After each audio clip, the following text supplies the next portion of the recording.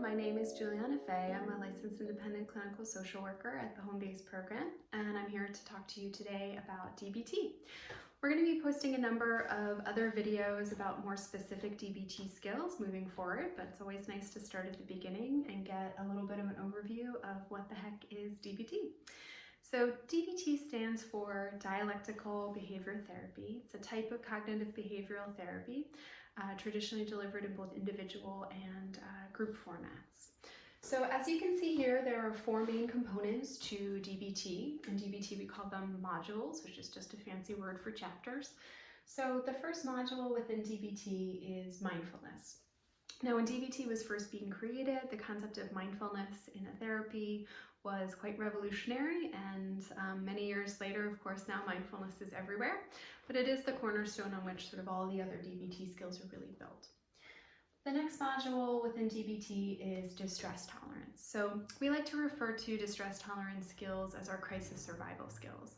And what that means is that these skills aren't really there to help us necessarily fix all of the problems of our lives, but it does certainly help get through really challenging moments of intense distress. So I like to think about this set of skills as having an emergency inhaler. It's not going to cure your asthma, but it's certainly going to help you get through the next moment. The next module here within DBT is emotion regulation. So I always like to point out that it says emotion regulation, not emotion control. So the idea with this set of skills is not to avoid entirely having emotions or even having unwanted emotions like sadness or fear or anxiety, but really to be able to just regulate those so they're not quite so disruptive to us. So I like to think about it as instead of having a very chaotic roller coaster of emotion where we're going like this all the time, we want to sort of see whether or not we can manage our emotions such that it feels a little bit more like the boring teacup ride at Disney rather than the roller coaster. The last module within DBT is, I think, probably the most hard and most complicated because it involves other people. And this last module is called Interpersonal Effectiveness. So as the name would suggest, what this set of skills is really trying to do is help us get our needs met with other people. So focusing on trying to be effective within our relationships rather than trying to be right or rather than trying to avoid relationships entirely.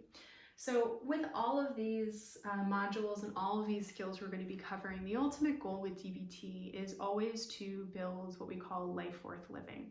So it's not necessarily just about reduction in symptoms, although that's certainly a big part of it, but also about helping people create a life that feels meaningful for them.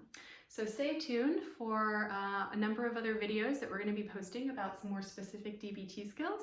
And as always, if you have any questions for us here at Home Base, feel free to reach out. Thanks so much.